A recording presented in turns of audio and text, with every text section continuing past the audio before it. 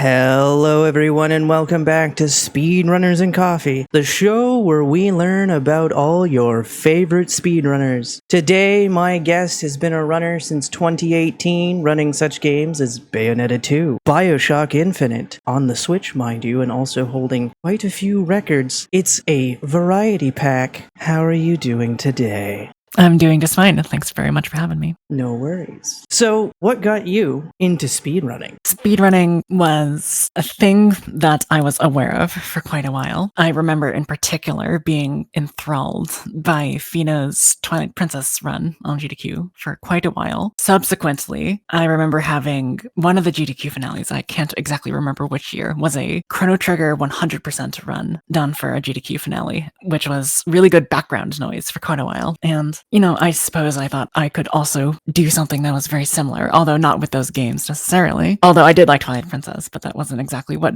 my heart was telling me to do. So I sort of waffled around trying to decide on what games to do and settled on a couple. I tried VVVV, tons of Vs for a while, and looked at Octopath Traveler, which is a game that I had a lot of very positive feelings towards. But I would say that my pipeline to speedrunning wasn't all too different from what might be considered standard. I saw a couple runs that I liked, tried to identify what in those runs that I could bring to the table, and started doing them. Very nice. And what made you start with the game that you started with? When it comes to VVVVV, it's a game that, if you're familiar with it, definitely does encourage you to be fast. There are indeed time trials in the game, and I was trying to get really good at those and started to do some complete runs. I wasn't able really to record any of them until a lot longer later after, but I did my best. Wasn't having a fantastic time with it just because it was a little bit more precise than I was really able to get practice at the time. So I moved on to Octopath Traveler, which perhaps also was not a great starting place because it's extremely RNG heavy. I tried to do Hanet, single story run, which the final boss is just a complete RNG fest. So it's the same thing with, what's her name? Primrose's final boss. So I settled on all first chapters, which was a very nice middle ground between RNG and actual skill. Although maybe the RPG runners will get mad at me for implying that there is an element of non-skill. That being the case, though, I think that all first chapters was a really good microcosm of understanding the sort of core ideas behind speedrunning and also understanding the downfalls and the tribulations that you might encounter while speedrunning, that being RNG, frustrations, etc. So I got the whole of the speedrunning experience in a very short time.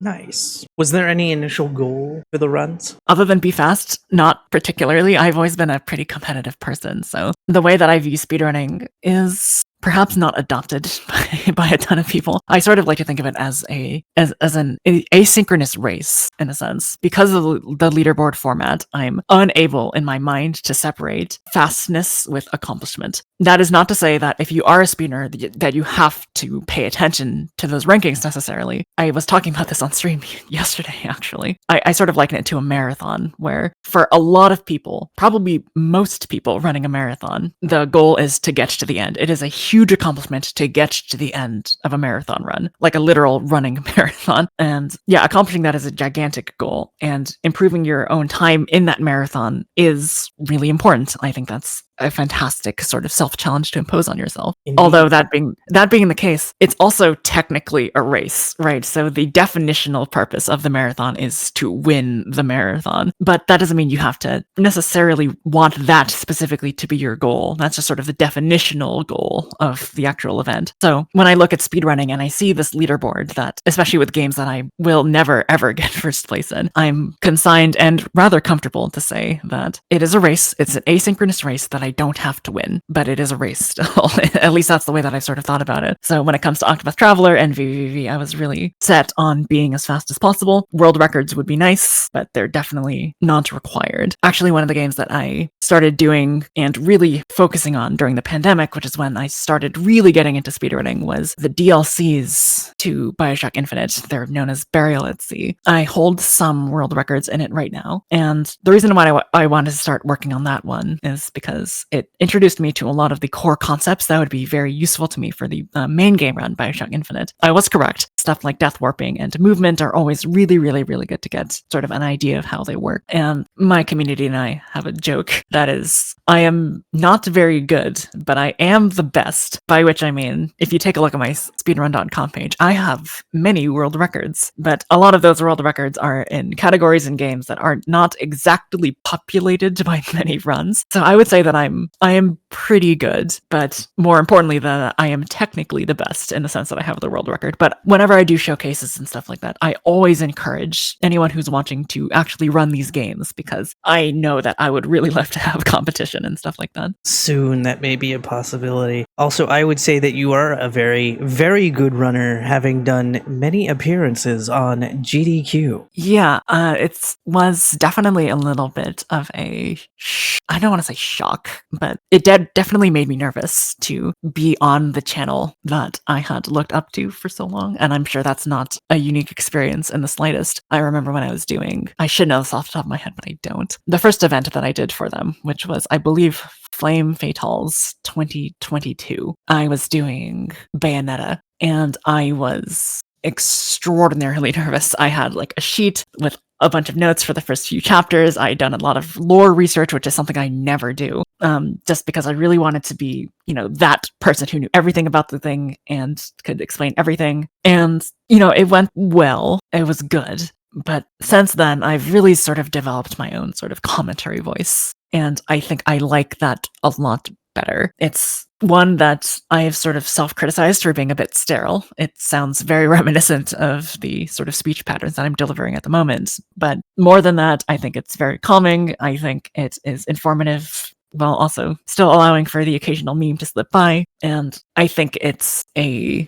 different sort of hype, I guess you could call it. So being able to be on different public formats, not just GDQ events, stuff like Shots Fired that I did recently and some other marathons like Complete-a-thon that I've been accepted to, etc. Being able to cultivate a voice that is consistent for the public while also being able to have it be personalized by my own stream. I think both of those things in combination have formed a persona that I'm quite happy with. Very nice. Now, you mentioned Twilight Princess, as well as Octopath Traveler. Have you considered running Octopath Traveler 2 and Twilight Princess? I still need to play Octopath Traveler 2 casually. I've played a little bit of the demo, and it's a gorgeous game. The soundtrack is lovely, has a ton of quality of life improvements, but I just have not gotten around to it.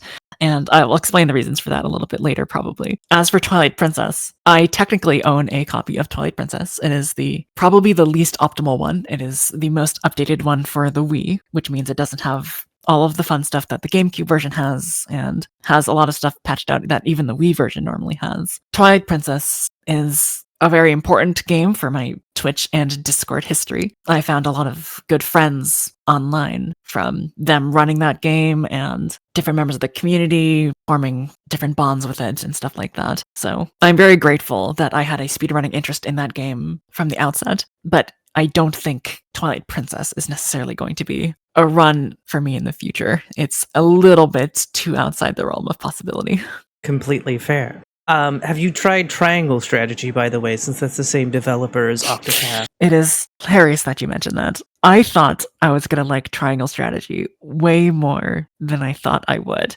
I have played the beginning. I've played the first few chapters with a friend of mine, and it is, if you like that kind of game, I would imagine that it is great. I am not a person who particularly pays attention to story and exploration in a lot of games that I play casually. And relative to Octopath Traveler, which is criticized for having 8 individualized stories that don't necessarily come together, but honestly, that was something that I quite liked about that game. Having come from that experience and moving on to the very, very heavy-handed storyline of Triangle Strategy was a change that I was not ready for, although I should have probably looked at more promotional material to ascertain that. But yeah, if you like that sort of game, I'm assuming that it's a really great experience, but it doesn't seem to be the one for me. I still have it. I could technically still play it, but I have some other gaming priorities that I like to take. Very fair. I mean, tactics RPGs aren't exactly for everyone, so I understand that.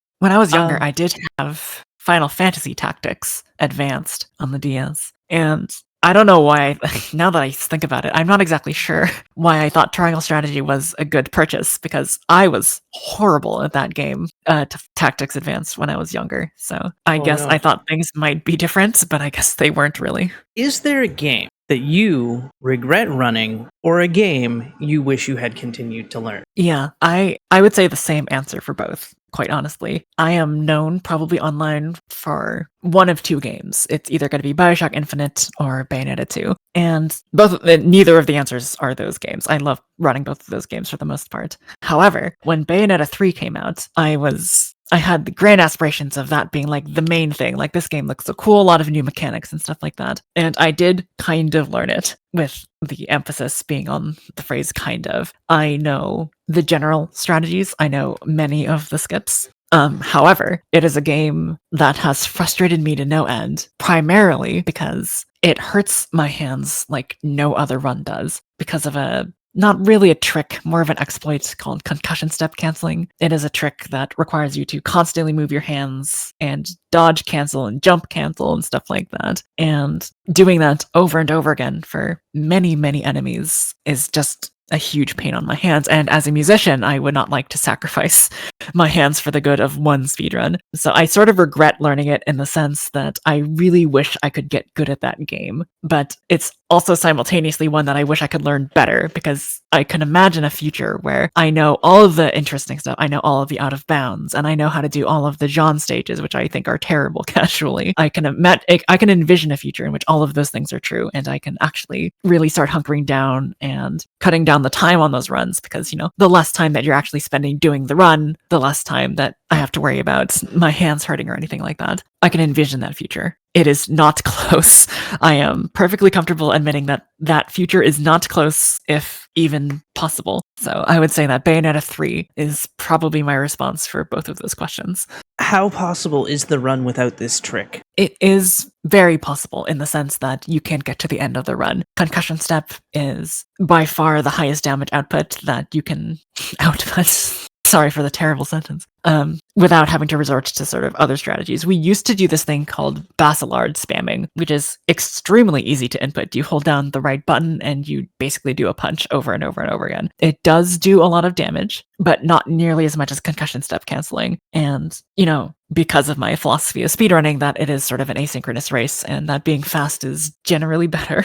Because I can do concussion step canceling, it would feel disingenuous, or perhaps like a concession, if I were to resort to Basilard spamming instead. I am perfectly capable of doing the more difficult strats. It is just not exactly the most hand healthy, so to speak. So it's entirely possible the skips remain the same, and it just comes down to a matter of practice at some point. But I would like to do the faster strats, simply because I am physically capable of doing them. That's fair. Can I give you a fun fact? Oh, please. You're the reason Bayonetta 3 is on my speedrun list. Oh, yeah? Yes. That actually does surprise me, considering that I've only done like a few runs of it on stream. May I ask how? May I ask what about my own speedruns or playthroughs inspired such a choice? I think it was more the fact that you were just doing it, and I was like, ooh, okay. And a lot of the things on my own speedrun list sort of friends influence that. So I'm like, oh, this person's doing this. Oh, this looks possible. And a friend and someone I know is doing the thing. Okay. And also, many years ago, I was looking into Bayonetta 2. This is before anybody knew me. I was looking into doing Bayonetta 2, and I was like, because I enjoy the Devil May Cry Bayonetta, games. I really like them, and I'm like, okay, this looks possible. Because I think at the time, it was like, oh yeah, Bayonetta 3 is like 4-hour run, and I was like, oh god. But I don't mind long runs, but also seeing somebody I know do it was kind of the catalyst for me throwing it on I think I bought it that day too, one day that I was watching you play it as well. I was like, okay, we are buying this now, and that just kind of happened. That's awesome. Yeah, it's a great game casually. It's a very difficult speedrun. My hope is that you did not take my speedrun as an example of what to do, because there are so many things, very minute things, that you have to just constantly be aware of, that are very difficult to just pull off consistently. The main one that I can think of is camera manipulation, where during the fights you can stand in very particular places to have enemies spawn in particular places. Otherwise, it will be random, and you just sort of have to react to what's happening. Being able to do that consistently and stand in the correct places and aim your camera at the ground at the right times is really, really, really hard, and I was doing none of that. Interesting you mentioned Bayonetta 2. Perhaps it is strange that I only run the Rosa categories of that game, but the reason for that is really the same reason that I can't do Bayonetta 3. When I was attempting to do Bayonetta runs, my hands would hurt. It's not exactly a very mashy run, but it's a run that involves a lot of jump canceling, and it's a run that involves a lot of very particular steps to do fights because you're not nearly as powerful as you are with Rosa. So it's a run that I sort of dropped and sort of moved on to the character that I know that I could have a lot of fun with without having to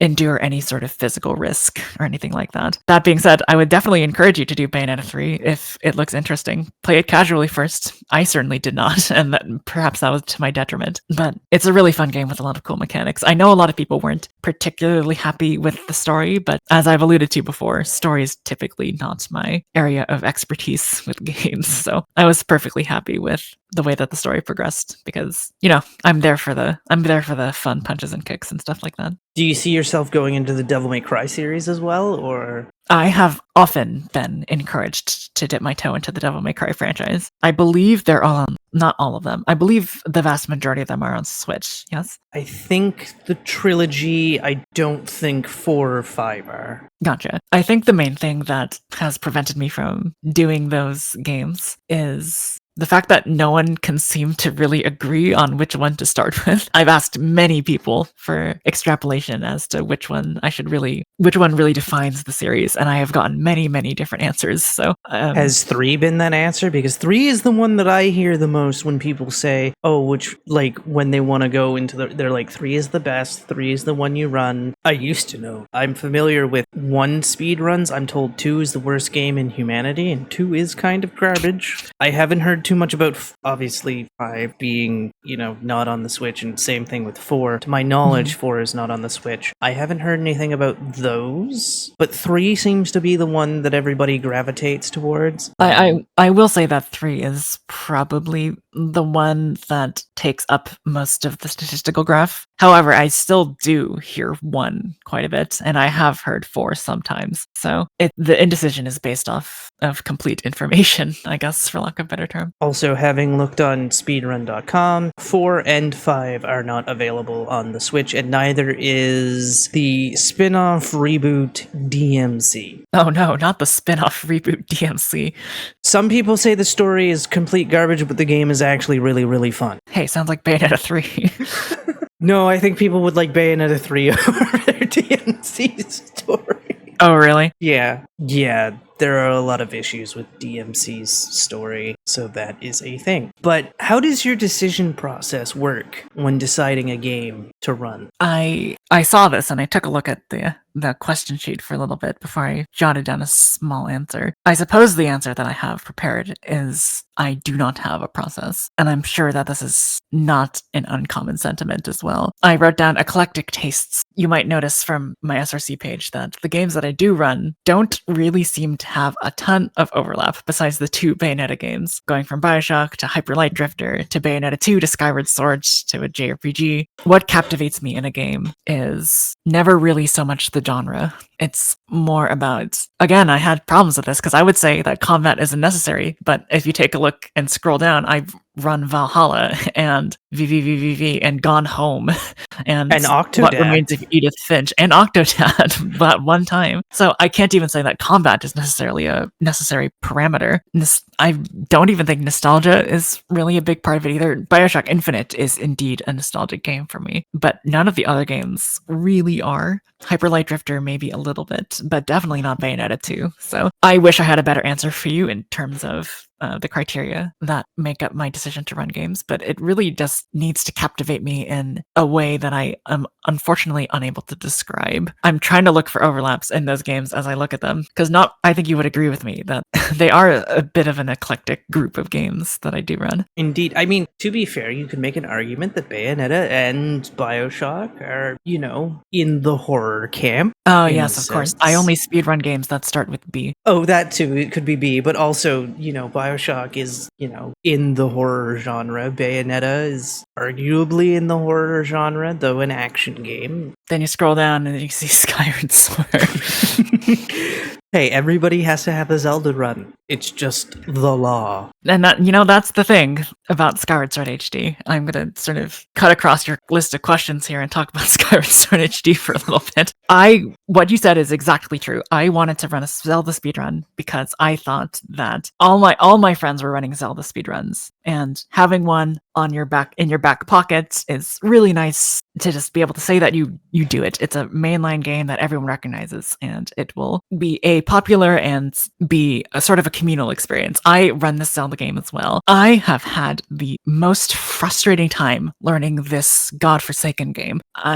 Going to the question that you have worded, your lowest moments as a speedrunner, it was definitely, there's normally probably people can't pinpoint a specific moment, but I know that I can. It was me trying to do this trick called Cube Warp in Skyward Sword HD. If you're unfamiliar with that trick, it involves sort of manipulating a bokoblin enemy AI and having him stand in such a place where you launch a maximum distance skyward strike, because we're playing on hero mode, and activating the goddess cube that is standing next to a Goron. So you sort of warp up there because the game wants you to watch that particular cutscene no matter what. And learning that trick was so upsetting. I remember it was like the morning of some random Tuesday, and I was so upset, and I know chat was upset with me for being upset.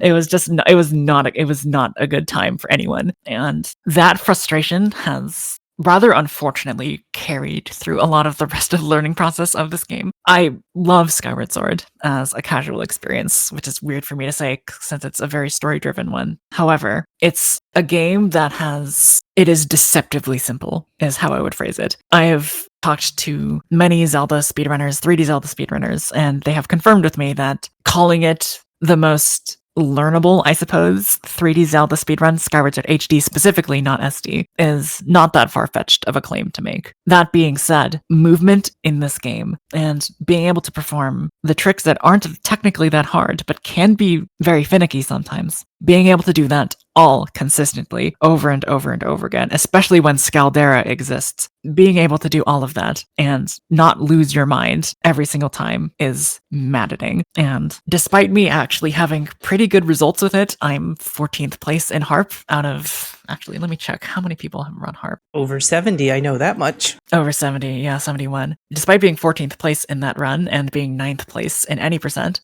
those are relatively respectable placements in terms of the leaderboard. But despite that being the case, it is a run that I have the most egregious love-hate relationship with, probably more on the hate side, just because it's been so frustrating to learn and to get consistent. And I couldn't describe to you why. When I was earlier learning this run, I assumed it was just because of the inconsistency of the motion controls. But then I tried doing a couple button control speedruns, and it was the same problem. It was not the inconsistency of the motion controls. It was just something about the 3D-ness of the game, if that makes any sense. Like, Bayonetta and BioShock are in 3D as well, but when you maneuver in those games, it's relatively clear what's happening, especially with Bayonetta 2. You lock onto enemies all the time. You have aim assist when you do BioShock Infinite, and the path that you have to go is pretty clear. But for some reason, something about the environments and the camera control in Skyward Sword HD just make it a vastly more aggravating experience. So I would say it's actually one of my better speedruns. However, that is at the cost of a lot of my mental faculties. That's fair. And speaking as a fellow Skyward Sword HD run, that run fucking miserable, okay? I could never do hero mode. And I don't know if it's because nobody runs buttons, so because again, nobody runs buttons, so I'm kind of on my own, because I'm looking at all these tricks, and I've even asked you for help, and it's buttons, and it's oh well shit, and I'm damn it. Well, and that's kind of the thing, because everybody still uses motion controls. Meanwhile, I'm sitting here well, the reason I couldn't do Skyward Sword was because of motion controls. Right. I mean, I do want to extend that button controls, if you're playing this game, if you're playing Skyward Sword HD casually, are fantastic. They're very good, and if you Oh, yes. skipped out on Skyward Sword SD because of the motion controls, the button controls in the HD version will absolutely suit you. They are regrettably slower as a speedrun tactic, however. I've been told that it's not actually by that much, but even though that came from a person who is far better at this game than I am, for whatever reason, my brain just does not want to accept that as fact, because your sword slashes doing a sword slash is significantly more difficult with button controls than it is with motion controls. And sword slashes, as you might expect from a game called the Skyward Sword, are rather important. And yeah, they are perfectly functional, but I can't, for me personally, I have to use motion controls, otherwise my brain just does not want to jive with them very well. That is fair. I will agree that casually it was fantastic. I got to play the game finally. I have the game on Wii. I just can't play it because motion controls are, to put it bluntly, not one-hand friendly. But getting back to topics, given that this is a show called Speedrunners and Coffee, what is your favorite coffee? Now, I did not used to have an answer to this question. I believe it was your interview with Pride who said that they don't drink coffee either. That would have been my answer probably 3 months ago. For some reason, I have gotten into specifically iced decaf mochas, and I think that's primarily because the answer that I would have probably said as to what do I order from a coffee shop is hot chocolate. That's probably what I would have said. But, I was always steered away from coffee because for some reason my body really does not like caffeine. It'll either do nothing or sort of overstimulate me. So I typically strayed away from it. I took some chances with decaf mochas, and I'm glad I did. It tastes quite good, but especially in the summer when it's like 90 degrees out all the time. Yeah, exactly. They were a nice thing to just be able to ask for, because hot chocolate was not a great thing to ask for during the summer. So having something that was palatable, non-caffeinated, and available, relatively readily available, was, I guess, good planning, good subconscious planning on my body's part. That's fair. Fun fact, there is a coffee shop in Canada not called Tim Hortons. It's called Second Cup. They have something on their menu called frozen hot chocolates. Oh, no. Oh, yes. And they are delicious. I haven't gone to Second Cup in many years because there's this little company called Starbucks that is far better than Tim Hortons. I recommend to anyone listening to this, as they may have heard previously, if you come to Canada, do not go to Tim Hortons. Stay away. Wow. Tim Hortons is gutter trash. I mean, I think if you come to America, you will find that many people have the same opinion of Starbucks. Well, they are wrong. Because Starbucks is great in comparison. I need to go back to this frozen hot chocolate idea, because I don't know, we both speak English relatively proficiently. I would say that there is a fundamental conflict between two words in the phrase frozen hot chocolate that I don't think are reconcilable necessarily. I mean, you're not wrong. So I have to inquire, what the hell does that mean? I believe they make a hot chocolate, maybe not actually like hot. They put everything in a blender with ice. They blend it, and it's hot chocolate powder or whatever they would use for their hot chocolate, but cold. I see. So yes, chocolate milk, basically. Not quite, because it doesn't taste like chocolate milk. Oh, okay. Yeah, I'll concede there. That is why it is called frozen hot chocolate, because I don't think because it doesn't taste like chocolate milk. I actually don't even know if it's still on the menu. I am currently in the process of seeing if it's in the menu. That was because for years I didn't drink coffee, and so that's why I would go to Second Cup all the time to get a frozen hot chocolate, because I'm like, well, I like hot chocolate, so it makes sense. I realize this is a different conversation than what I usually. Okay, it doesn't look like they have it anymore, or it was something that was always off the menu, but you could just ask for a frozen hot chocolate and they would give you a frozen hot chocolate. Because I'm not finding it on the website. In-N-Out secret menu style. Yes. Or unless it's called a Frocho now. Oh, no. Because I'm seeing this thing called a Frocho, and I'm like, what the hell is a Frocho? Honestly, as cursed as that name is, at least it is more in line with the rules of standard English. So as to not have two immediately conflicting words in the title of your drink. I guess. But yeah, because usually when I talk about coffees, I'm usually talking about Coke coffees, which are cans of Coke with coffee in them, because That's the running joke, is that we're trying to get a Coke sponsorship for Coke coffees on the I show. see. I have heard of those before. They are very good, in my opinion. The dark roast one is the best. Apparently, America has a caramel variant and also Coke Zero versions of each three. I have only see. had vanilla and dark roast. Dark roast is the best because vanilla just kind of tastes like you're having a vanilla Coke, and it's like, well, I'd rather not spend $4 on a vanilla Coke when I can go get a vanilla Coke. For sure. You know? Now, so as to not hurt your chances of receiving this Coke sponsorship, I will not say what I've heard about these drinks, but I am glad that you enjoy them. I have not heard what you heard about these drinks. Because also some people have joked, oh no, there goes the Tim Hortons sponsorship, and I'm like, oh hell no. I would not take a Tim. I'm not making this the stereotypical Canadian thing. I don't know why it's a meme that Tim Hortons is all about, like, Canadian. It's like, fuck off. It's shitty coffee. It's owned by a company in Brazil now. There's nothing Canadian about this fucking coffee shop, other than the fact that it was started in a city that by a mediocre hockey player. Yeah, that's right, I said it. Does Tim Hortons do sponsorships naturally? I don't know. That would seem strange to me.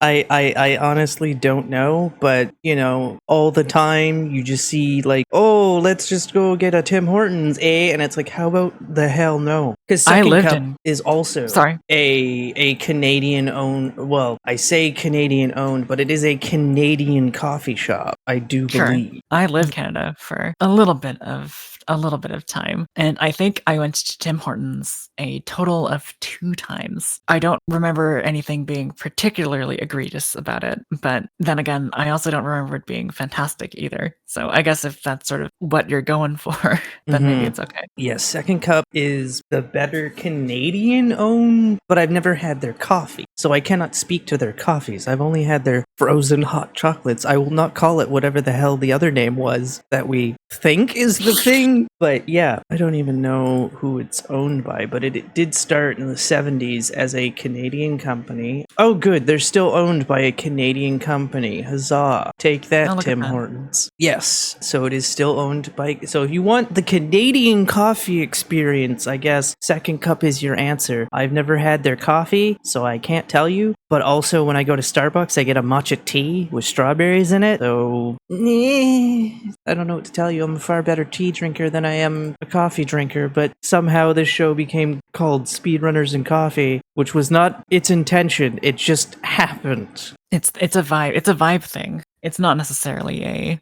fact of the matter, necessarily. Very true. But getting back to speedrunning / the video game side of things, what is your opinion on IGT versus RTA? I had a relatively recent conversation about this that changed the way that some people thought about it, at least. I started running Hyper Light Drifter relatively recently, and I'm sort of the opinion that PC and console should be just naturally split because of loading times more than anything. There were some other things that were different in my particular case, because there's some tricks that are not available on the Switch version relative to the other versions, but primarily my concern was that there was no split between PC and console. Now, you know, technically you can go into the different, I forget what speedrun.com calls them, modes or values or whatever, and isolate the runs by console or PC, but you know, when you're applying to marathons, etc., no games committee person's really going to do that. So I think the difference in loading times between PC and console are typically so vast that it is worth splitting them in basically every single case. There are some cases where that's not necessary, but for most things, splitting PC and console is a good idea, at least in my mind, particularly because calculating in-game time from a console run is really, really hard unless there's one built into the game. So I made a case for that, and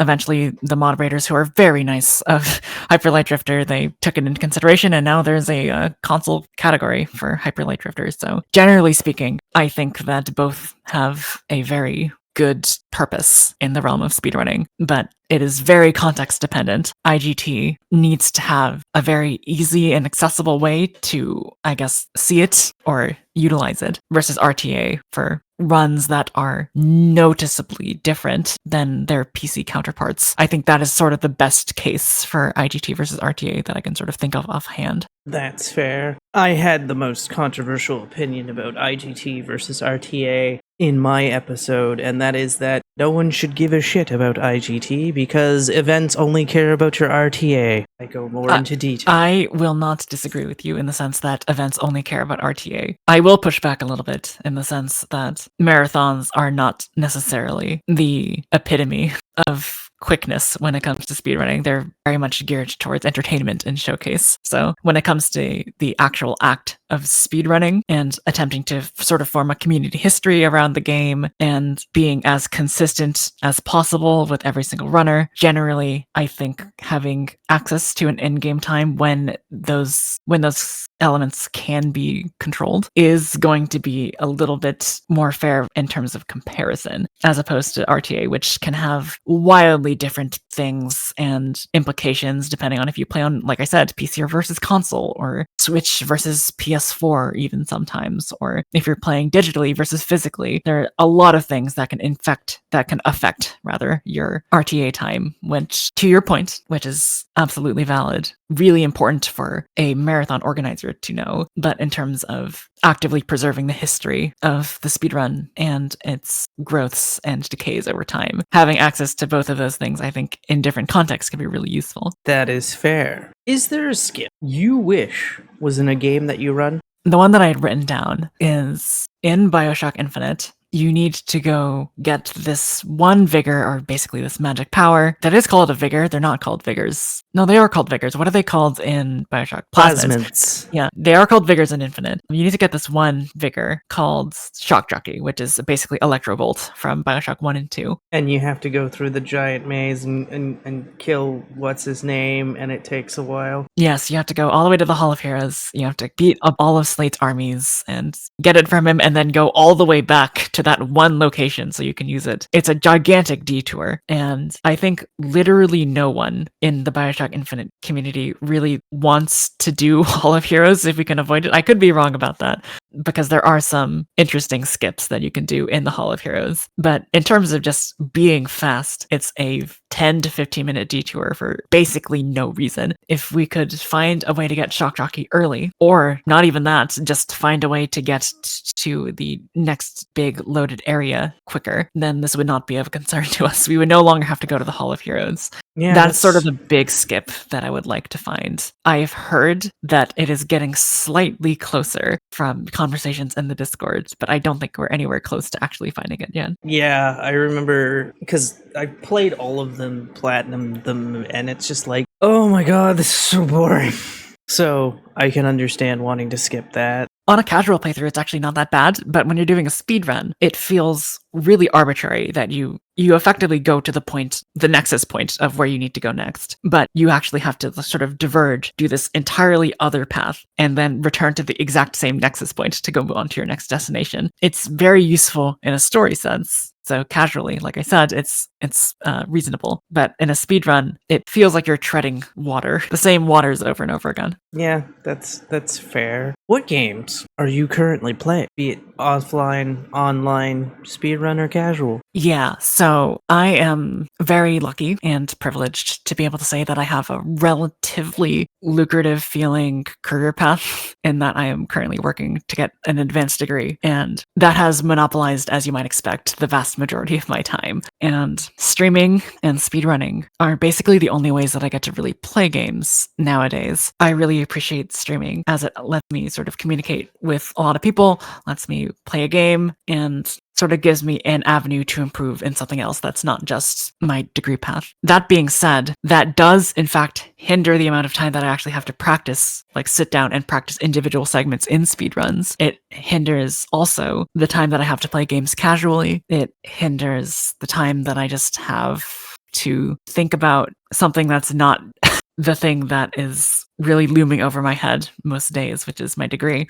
So I don't really play games that are not speedruns, which I'm sure is a question that we'll come to later. But yeah, Bioshock Infinite, Bayonetta 2, Hyper Light Drifter, Skyward Sword, all of those games are the games that I've been playing most recently because those are the only games that I really play on stream, which seems sad, and quite honestly, it is. I would really like to be able to just play games casually and stuff, but I think that I work better as a streamer when I have a speedrun going on. I think that I'm just a little bit more engaging and have something to constantly talk about and all that sort of community building stuff. So for that reason, I prefer to only do speedruns on stream, which is not bad. All that means is that I'm unable to do casual streams as frequently as I would like to. So the best answer that I can give to this question, other than the games that I speedrun, is probably Valorant. One of my mods, either with their blessing or by mistake, depending on how you look at it, got me into Valorant, and I'm still not great at it. I'm okay, but I've come into contact with some really nice people because of Valorant. Alice at Wonderland Games being probably the most notable example. And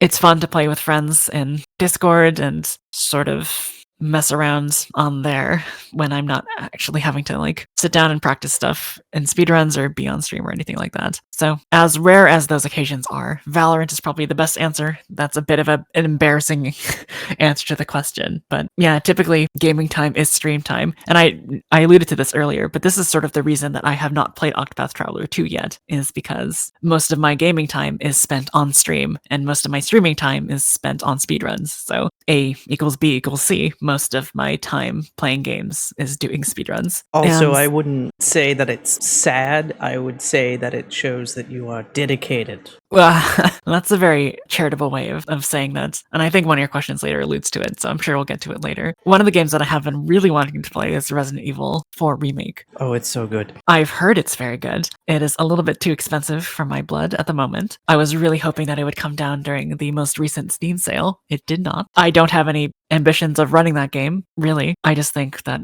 it looks great, and I would really like to play it. But As a combination runner of that video game, I would like to say that don't run it. Don't. oh yeah? Why is that? Unless it's a fucking slog. Now, that's actually surprising to me because I think that I've been told at least that one of the core game design philosophies of the Resident Evil series, and 4 in particular, is that they are made to be replayable. Oh, they're very replayable. However, especially after a point, to get APB, it's, oh, did I get grabbed? Yes, reset run. Because that's like, you have to have a perfect run at some point to get APB, because if one Ganado grabs you, it's GG's the run. How much time does getting grabbed typically cost you? I've never looked into it personally, but I know that a lot of top runners were like, oh, grab, reset. Like, and granted, also a lot of the people that I knew that were playing it were playing professional. I know a couple of standard runners. I was am, because I haven't stopped the game quite yet, a new game plus no major glitches runner. And again, it still takes 2 hours. Sure. So it's like, and also if you're going for the glitch categories, yeah, those are always fun. But literally, a lot of runners don't get past Chapter 3 before they reset because Del Lago likes to be a fun little lizard. I did hear that they did update the Del Lago fight in the remake. It's not just spam button anymore.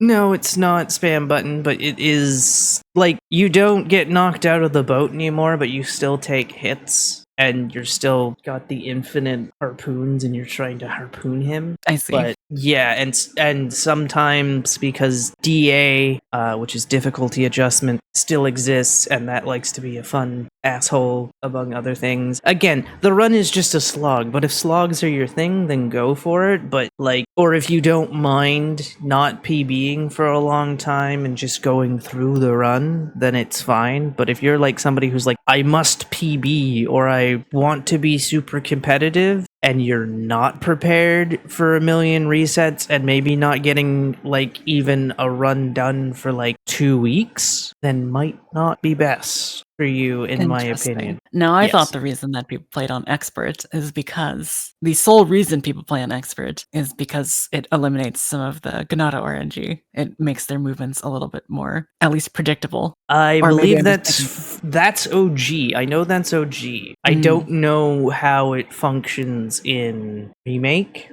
I know that Del Lago is weird and the waves are controlled by your frames per second, among other things. I So see. that's also a thing. But yeah, a lot Well, of luckily, people don't like the length or how frustrating it can be.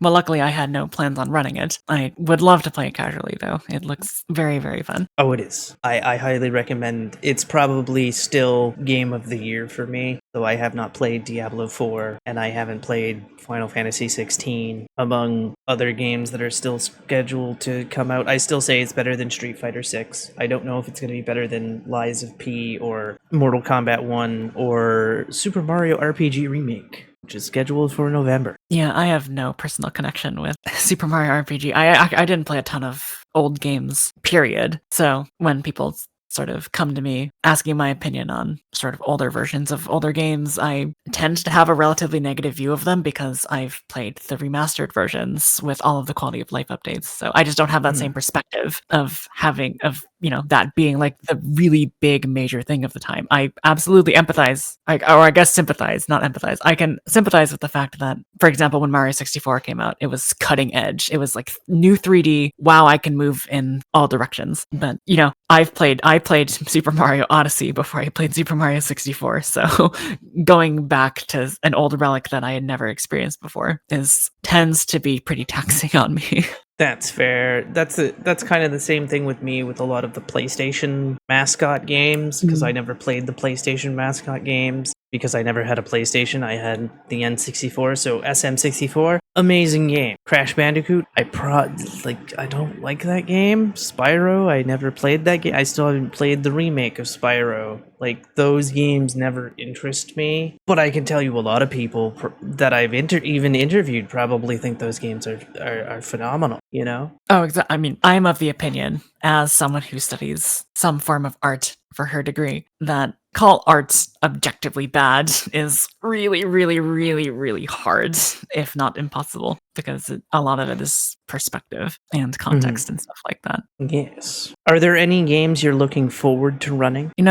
Basically for the same reasons as I outlined before, I can never really predict when there's going to be a new game that really meets those flashy criteria that I'm unable to define properly. Yeah, a lot of things have to go correct if I'm to just sort of accept one. I've been looking, I had a long period where I would download demo after demo on the Switch and try to find if there were any games that I would want to play as a speedrun, but none of them really fit. And I would like to learn more speedruns, for sure. I'm glad I picked up Hyper Light Drifter, even though I'm very, very much still a novice at that run. I'm glad I picked it up because it's another game to add. It was not my original goal to run a variety of games, as my username might imply. I just thought it sounded cool. Not cool. I thought it sounded, I don't know. I thought it was a nice sort of mix of cutesy and memey. And that was sort of the end of that. But because when I started streaming, I thought I was really only going to be speedrunning Bioshock Infinite for the vast majority of the time. But I obviously started branching out from there, and now my namesake sort of precedes the manner in which I conduct streams now. That being the case, I do not know what the next game to run is, primarily because I haven't found a good fit, but also because there's just so much improvement that I know I can do on my other runs that I think I would like to sort of nail down first. Very fair. Perhaps maybe Judas will be the one, which is Ken Levine's next game. So very Bioshocky similar. That's what it looks like. I've heard about that game. We don't know when it's coming out. We haven't seen anything. Literally, there was just a trailer at last Game Awards. And apparently, it's not coming out till 2025. So, well, we got some time then. Yeah, we've got some time on that one. I mean, I'm generally okay with people taking longer to make their games. Obviously, the meme is Silksong, Hollow Knight Silksong, for taking so long to release.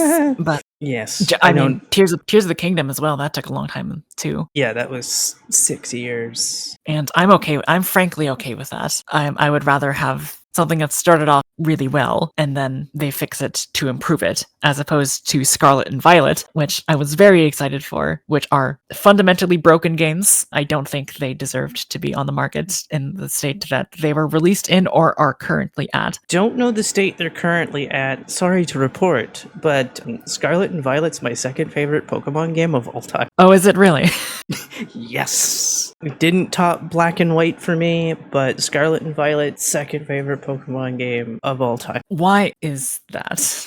Now, as we have heard, Variety, you are not into story, but I've heard the story is quite good. Yeah, okay. Yeah, it's the story. Also, I didn't have so many game breaking glitches happen, so I don't know. And as for frame rate being the frame rate thing, the argument of 60 frames, whatever the hell, I'm so fucking tired of hearing this fucking 60 frames per second bullshit, because if I swear to God anybody fucking makes that argument and I see them playing Ocarina of Time, I'ma smack them in the face, because motherfuckers, that game runs at 21 frames per second. I mean, I don't need 60 frames per second, but I do need something that's a little bit more consistent than the strange iceberg looking graph that Scarlet and Violet produces. Okay, that is fair. And yeah, but I don't know. I think I played it after first patch as well is when I got the game. I'm pretty sure. So I think some of the bugs were fixed or something was fixed. I haven't played it in several months. I did plan on speedrunning it, though I planned on speedrunning a ridiculous category I like to call Ghost Percent, where I must catch every ghost Pokemon in the game and then beat it, because Violet has the most ghost Pokemon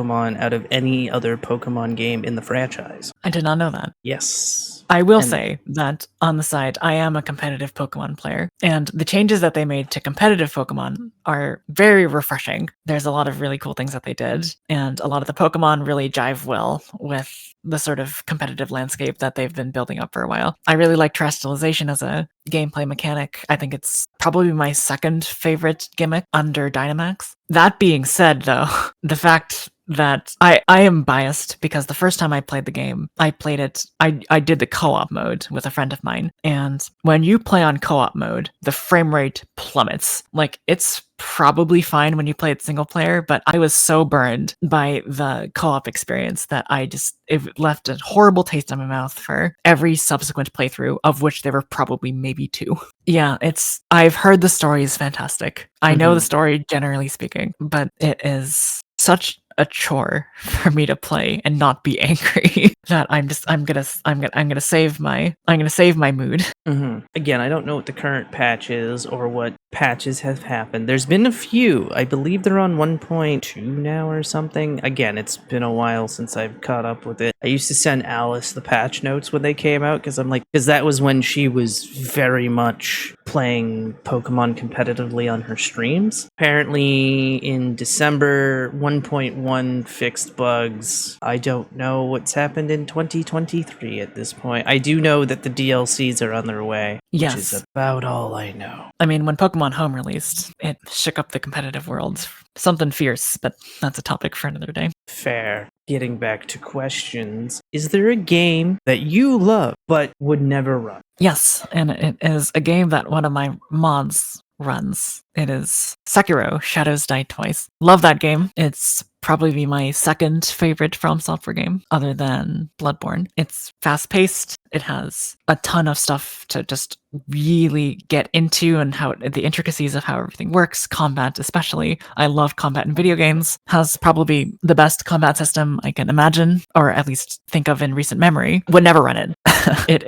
There is so much to get good at in that game that it supersedes my thresholds for time that I'm willing to spend learning something. It is very hard, and it's really well made, devilishly intricate in terms of blocking and parrying and attacking and item use and movement especially. And it is a level of sophistication that just surpasses my ability to sit down and really give it the time that it would need to do a proper speed run. I love the game. It is beautiful, and it is hard, and it is combat centric. 3 of the most important qualities for me in a casual experience that I would enjoy. And yet it might be a little bit too difficult or at least time consuming for me to actually learn the speedrun. That is completely fair. I won't run any of the FromSoft games because I like being a god in those games, so I get it, though for different reasons, obviously. I've never played Sekiro. Sekiro is the only FromSoft game since Demon Souls, I should say, because I haven't... Actually, no, probably Frame Grind. Frame Grind was one that I also played. That was back when they were making mech games all the time. I've not played Sekiro, though. I would highly recommend it. One of my favorites. The other thing that stops me from running it is that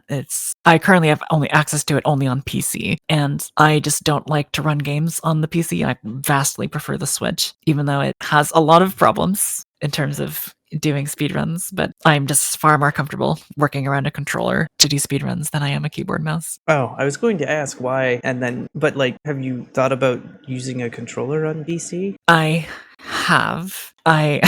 I've been burned by it a little bit though, because the first time I ever tried to use a controller on my PC when I was playing Sonic Adventure 2 for the first time as like a subathon reward that I had a while back. And allow me to preface this again by what I said before, which was I just didn't play a lot of old games. I just didn't have that experience. I did not have that sort of mindset growing up. So I'm more used to the newer games that I've played. With that in mind, I had an awful time with Sonic Adventure 2. I beat the entire hero campaign in one stream, and it kept disconnecting and making my life significantly worse with my controller. So I have very, very bad memories of using controllers on PCs. So if I can avoid it, I will avoid it.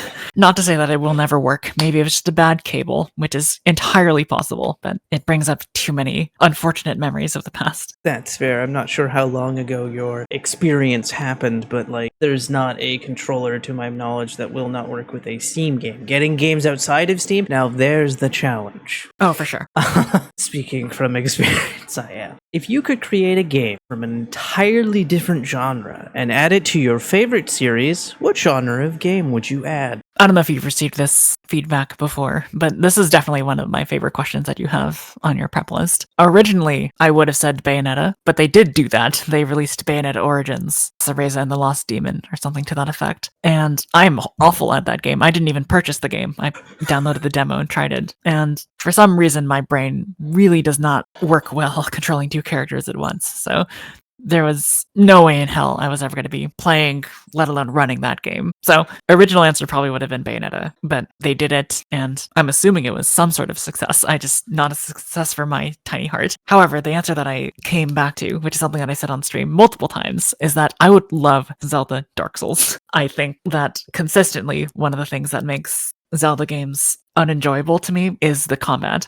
Skyward Sword being a notable exception because of the motion controls. I think I've been spurned by Breath of the Wild and its less than consistent combat system. And I think a Zelda game that looks as good as a Dark Souls game has combat that is as good as a Dark Souls game with a minimal focus on story like that of a Dark Souls game. I think that would be possibly my favorite gaming experience of all time, because I really want to like Zelda more than I do. I love the concept of it. I love the ideas. I love the way that typically the games are put together. But man, if there was a combat-centric Zelda game, I would be so enthralled. I think you might have to wait for Miyamoto to leave, and I don't think he's leaving. And I don't think it's happening anytime soon. And then I think you have to wait for Aonuma's to leave because, he was Miyamoto's handpicked guy to take over Zelda, just like Koizumi was Miyamoto's handpicked guy to take over Mario. But you kind of gotta wait for Miyamoto to leave because he's not gonna let his babies be changed. I mean, hey, Breath of the Wild, that was a pretty big change. Yes, it was, but it's not that too much of it. We have breakable weapons, which everybody hates. Depending who you ask. There are two people that I've talked to that like the breakable weapons, and that's Pippi and Pride. Those are the only two that I have heard that go, breakable weapons are great, and I'm like, you are the only two people I've ever heard say that. I don't know if Glubbers would also agree, but I haven't asked Glubbers. And it's not come up in conversation that I've been in, where Glubbers has also been in. But yeah, I would like Zelda to go back into the Twilight Princess art style, because if we want to have that like, we need that Twilight Princess grittiness in there, because we cannot have a Dark Souls style Zelda with the Skyward Sword, Breath of the Wild, Tears of the Kingdom art styles. We need the dark and grittiness of Twilight Princess to come back, which I don't know if that will or not. I should specify that when I say Dark Souls Zelda, I don't necessarily mean that it has like the constant doom and gloom of every single one of From Software's games.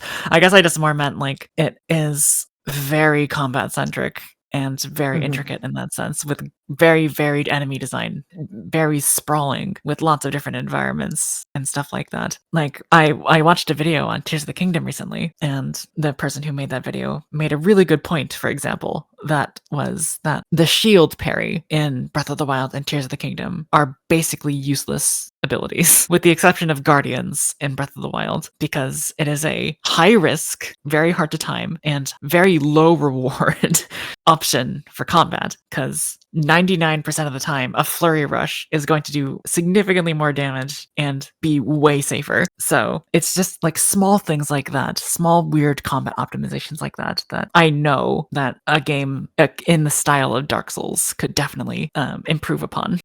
Also, I have possibly, speaking of things that we've watched recently, I have possibly something very controversial for this conversation here. Okay. Many people have come to me saying that BioShock Infinite is trash, and also that the DLC's Burial at Sea, this is the video part, is god-awful, because it basically retcons a bunch of stuff that actually happens in BioShock, and also Vigor shouldn't exist in Rapture, yada yada yada. Here's the problem. You see, the problem is that is all story. An aspect of games that I am on record as saying that I am not the biggest proponent of when it comes to games. That is also fair. Which is not to say that I don't pay attention to story, but I am perfectly capable of turning my brain off and being like, okay, this makes sense. Like, I'm not going to go ahead and scrutinize the story, because that's not really what I'm there to do. I'm willing to just take the storytellers at their word most of the time. And also, there is that continuity issue of, if Atlas is trapped at the bottom of a store that's trapped at the bottom of the ocean, and Elizabeth has to go back into BioShock or to Columbia to grab the thing to levitate the store back up, how does Jack have time to, or how does Atlas have time to tell Jack to go blow up a plane? Again, I do not know how to answer your question, but my answer is he gets it done. He finds a way. Life finds a way. Indeed. And I'm perfectly okay with that answer. Yeah, there's also some other continuity errors that the video provides, and that's the fact that Elizabeth finds that Atlas is Fontaine, but still doesn't team with Ryan and be like, hey, Atlas is Fontaine. Never mentions it to Ryan, and I'm just like, yeah, probably. But yeah, I should have kind of counter thought and been like, oh yeah, right, Variety doesn't pay attention to story or finds or doesn't care about story. So maybe it wasn't as controversial as I thought. Although I don't think that BioShock Infinite is a terrible game. It's pretty good. It's just the weakest of that particular trilogy, in my opinion. A lot of people, story aside, I know a lot of people were not a fan of the very combat-centric nature of BioShock Infinite, in the sense that it played a lot more like a traditional first-person shooter. As you might imagine, that was really nice for me. Although saying that is a bit incorrect, in the sense that I played BioShock Infinite first. And so when I went and played BioShock 1, my god, BioShock 1's aiming controls are not fantastic on console, I will say. The auto-aim is less than ideal. And I think my biggest problem with BioShock 1 combat is that the guns don't feel like anything. When you shoot a gun in BioShock Infinite, you shoot that gun, and you know you did. When you shoot an enemy with a pistol in BioShock 1, sometimes I don't even know if it hit the enemy. There's just very little feedback, in my opinion, as to whether or not you successfully aimed at the enemy. Same with the Tommy gun. I have a really hard time feeling the impact of shooting the Tommy gun. That's fair. Although casually I tend to wrench things to death. Because I'm just like, oh, I can make this wrench kill everything in one shot? Okay. Well, I mean, honestly, I had the same problem with the wrench, if I'm going to be totally honest. I think the wrench doesn't feel like anything either. Like, punching someone with your skyhook in BioShock Infinite feels great. You punched that guy. Mm-hmm. In Bioshock 1, it Also, feels a little bit weak. I feel like possibly part of the reason too is the fact that Bioshock 1 came out in 2007, Bioshock Infinite 2013. So there's 6 years of difference, and yes, we can make an argument about the collection, but I don't feel like they're like from what I understand, they didn't change anything in the games themselves because apparently a lot of the stuff 2007 version you can kind of do in the 2016 version and vice versa. They just made the game look prettier. They also gave the trilogy or the remasters for free if you had BioShock 1 and 2 purchased already on Steam. Mm. So I feel like they didn't do anything differently. So it's quite possible that it feels so different because it is a game from it. There's a 6 year period between the two kind of thing. Because that was the other thing too, when it came to Bioshock Infinite with the collection, they didn't update Bioshock Infinite. Like there is no Bioshock Infinite remaster. It was just included as is in the collection. So that just makes me think that they just updated the graphics and that was it. They didn't update gameplay between any of the for any of the three. I could be wrong about that. Well, they definitely could have stood to update some of the graphics in Bioshock Infinite. It looks great. It looks fine, but man, some of those textures are rough. Yeah, because then we're talking 2013 versus 2016, and graphic. I don't know if the console versions look different. I just know that there's not two versions on PC, so Right. it is what it is. And apparently, the original versions have more runners than the collection versions. That as I discovered, would make sense. That typically seems to be the way that remakes go. But how do you not burn yourself out of speedrunning? Let me know when you have an answer to that question, because I don't think I've done a great job of preserving a sense of stability when it comes to speedrunning. Frustration gets to me a little bit more often than I think I'd like to admit. That instance, all the way when we were talking about all the way back then about Skyward Sword and Cube Warp, that was sort of a microcosm of the frustration that I feel towards speedrunning. And also what I said before about my gaming time being monopolized by streaming time, which is monopolized again by speedrunning time. I think that I've done it a lot. I've done it consistently, and I have done it pretty nonstop for a while. And it's not to say that I'm a very hyperbolic person when I'm on stream. So I've technically said the words, I don't like speedrunning multiple times, but I don't think that's necessarily true. What is true is that I play instruments, and the reason that I did not pursue being an instrumentalist as my career path is because I disliked the idea of practice, sitting in a room and practicing a passage over and over again with the percentage chance that it will be better the next time you play it was not very fulfilling to me. And if you want to be a performance major, a music performance major, you really have to be okay with that. You have to be okay with the mindset of mistakes are going to happen, that they're okay, and that they might happen despite how much effort I've put into practice. And you have to be okay with the idea of that's the way that you improve, is that you practice and you might still get it wrong, but you are improving incrementally as you go. I did not like that about performing and practicing instruments. And for some reason, my brain did not think that there were any correlations between practicing an instrument and practicing a speedrun, but yes, there are. Undoubtedly, practicing a speedrun is very much the same. Doing it very slowly, isolating parts that you need to fixing them, and they may be better the next time that you have to do it. It is more likely to be better because you practiced, but it's not guaranteed. And spending all of that time practicing for that very incremental feeling of progress is very congruent with the way that playing an instrument works. I did not realize until too late of the commonalities between those two things. And in the same way that I very much burnt myself out playing an instrument and being relatively proficient at that, I'm finding myself sort of nearing that point, I think, with speedrunning and finding a way to enjoy it without having it be such a rigorous process, I think would be really good for me. I don't think I have found a system of thinking that permits that quite yet. And as much as I would like to say that speedrunning is like my favorite way to play games, which would sort of justify all of this, I don't think that necessarily is. I like it in the sense that I have technically accomplished something by the end of it, but the amount of time and the effort and the way that you achieve that effort and accomplishment over time is not the way that I typically like to spend my time generally. And for that reason, I am finding myself in a bit of a speedrun rut, so to speak. I still like it. I do enjoy it, but to have it take up so much of my time for the promise of betterment is really hard for me to swallow as just a truth of the medium. And I would like to get better at thinking about speedrunning as a casual thing in the same way that I can play cello or play guitar or play piano casually. I can still get better and be good and produce something that's very entertaining. But like I said before, that leaderboard format for categorizing all speedruns in a certain game really just pushes me to want to be the fastest that I possibly can. And achieving that, the way in which I would achieve that is not particularly enjoyable. So, long story short, I do not prevent myself from burning out on speedrunning, but I enjoy it enough to where I have not yet done so.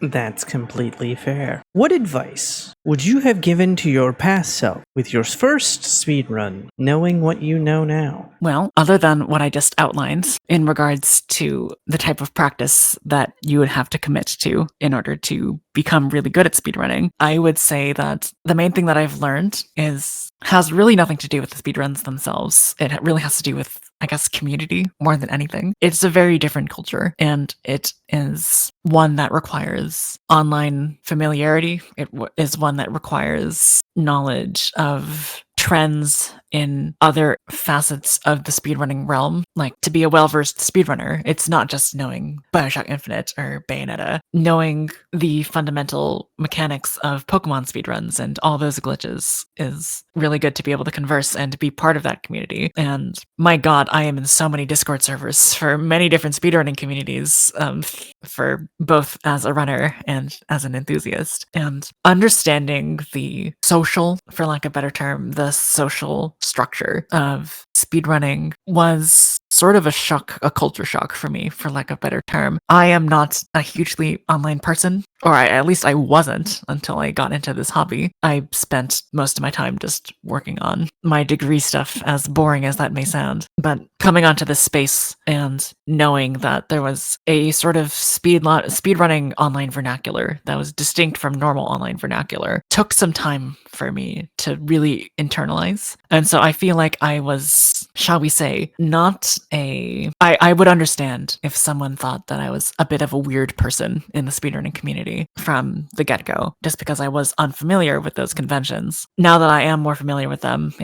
I don't think it's as egregious a problem, but being unfamiliar with those trends was difficult.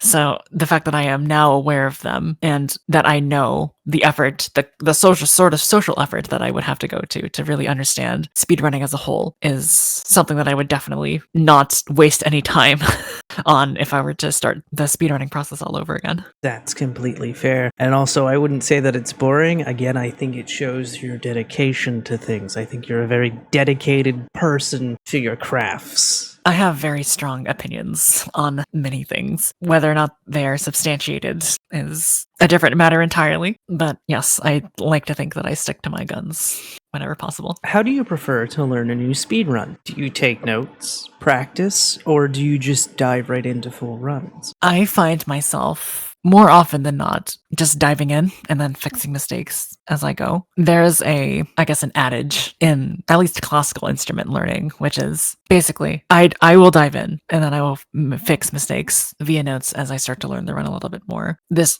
does run counter to how I've typically learned things in the past, where I would start and get a lay of the land beforehand, especially with things like music, where you want to identify any problem areas and then focus on those, and then you can start to sort of put things together as you go along. With speedruns, I like to sort of know what I'm getting myself into before really spending time and perfecting it in the manner that I outlined before. And I don't know why I feel that there's a difference between those two things, speedrunning and instrument learning, but I find that there's so many commonalities in other places. I'm not exactly sure why that is, but I think it's because speedrunning is frankly just a more visual medium. a visual activity than music is, that I will want to see what I need to accomplish and how that feels tactily with the controller or with the keyboard, mouse, or what have you before actually piecing individual parts together. Again, I'm not exactly sure why I consider the learning process a little bit different than learning an instrument, but it is what it is. That's completely fair. Sometimes you just take things differently when it comes to learning. Where do you see yourself in 5 years' time, speedrun wise? Oh man, I am a very large proponent of not thinking about the future too much, mostly because it's really hard to know what's going to happen, and plans change all the time, be it from good or bad circumstances. I will say that streaming is really fun for me, and I think that seeing myself streaming in 5 years is reasonable. Now, because I've sort of established a link between doing streaming and doing speedruns on those streams, it would be justifiable to assume that I would also be doing speedruns in 5 years, but I don't know if that's necessarily the case. Perhaps I will de-link those two things and start to do other things on stream. But I would, if we are to stick with the idea that I would be sticking with speedruns, then I would like to imagine that I've sort of not entirely moved on from my central games, but incorporated a lot more of them. Obviously not to perfection, because breadth and depth are vastly different dimensions that I can't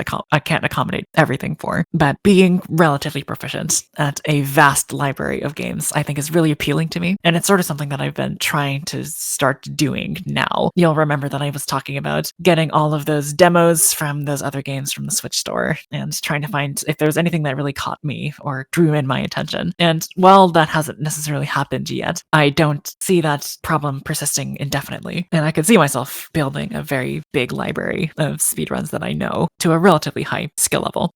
So I don't know if I will be speedrunning in 5 years' time. I would guess that I will be streaming in 5 years' time. Speedrunning is a little bit of a different story, but if I were to keep speedrunning, I would imagine that the canon of games that I surround myself with are going to be a little bit different than what I currently have. Very nice. Do you have any event rituals? Now, I did see this on your list. If you could please define what you mean by an event ritual. Like, do you do something before, like, is there something ritualistic that you do before you form a run or before an event you're in? That kind of thing. Going back to analogies with learning an instrument, at least in the way that I was raised, when you have a performance to do on your instrument, or even not on an instrument, just any sort of performance, you either practice slowly or you don't practice at all. Doing things fast and at tempo is generally frowned upon because you will just sort of gloss over mistakes and sort of just practice them in. So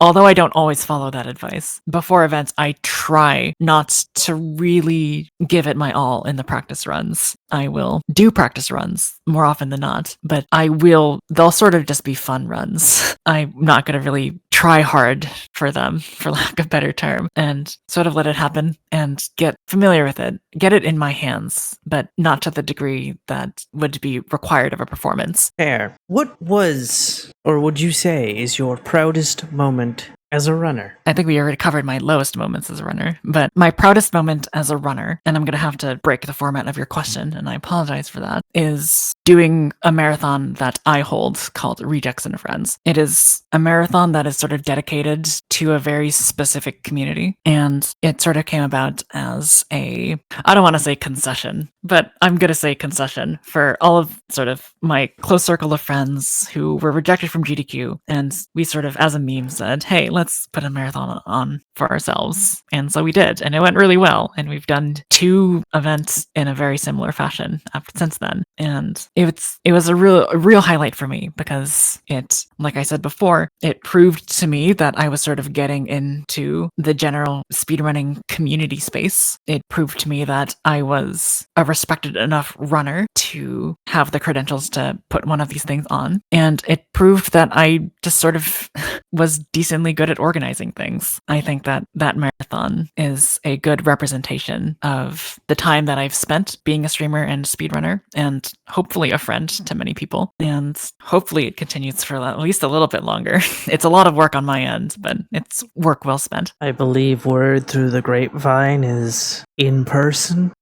That would be a dream. However, it is a dream that is dreamt by someone in a dream. That is to say, extremely unlikely. more so as a monetary and fiscal problem as opposed to anything motivational. I think a lot of us would like to sort of congregate in a group and meet everyone who's been in that very close circle of friends for such a long time. I think that'd be really fun. I think everyone would like to do that, but even more so than a planning thing, because I think we could all make that work. It's a monetary thing on my end because we would have to find a place that works. It would be a monetary burden on everyone else because I'd have to be able to fly over to those locations and such. It's a dream. It's a dream that everyone, I think, agrees with, but it is an unlikely one, as I've outlined. Never say never, as they say. I will not say never. Final question. Do you have any influences within the speedrun world? The two runs that I outlined at the outset of this interview, the Pheno Twilight Princess run and the Chrono Trigger GDQ finale run, both of those were really big influences because they really defined to me what speedrunning could be, I suppose. A mix of being fast, but also being entertaining. And I think that's one of my better features as a streamer, if I'm allowed to say that, is that I think I'm very good at responding and interacting with chat when messages do come in. And I think the only reason that I'm capable of that is because of those two runs and seeing the sort of interpersonal manner in which those speedruns were conducted. If I were to have watched like a run just that someone had uploaded online that was just done offline and in the privacy of their own home, I don't think I would have gotten those same impressions. And I'm glad that those videos were my introduction to it, simply because it allowed me to immediately think about speedrunning as more than just point A to point B as fast as possible. There's a lot more that could go into it in terms of being an entertainer and a social person, a friend, if need be. It highlighted to me immediately the communal aspect of speedrunning and not just the act itself. Very nice. Well, I would like to thank you for coming on to the show. It's been an absolute pleasure. Thank you very much. But if people want to find you, I lied that was the final question. But if people want to find you, where can they? Well, most often I will stream on twitch.tv/a_variety_pack. You will likely see me on various speedrunning marathons throughout the internet. And I also have a YouTube channel with the same handle, a_variety_pack, where I don't necessarily upload speedrun VODs as much as I do musical arrangements of video game music. So I am spreading myself thin, I guess, with my abilities. So if any of that sounds interesting to you, check me out on either of those platforms. I do not have a Twitter because Twitter scares me. Fair enough. It's also not called Twitter anymore. It's apparently called X or something. Oh, wait, really? Yeah. Oh, no. Oh, yes, and the logo is now just an X instead of a bird. But no. Oh, yes. But thank you once again for coming on, and we will see you all next Saturday. Bye-bye.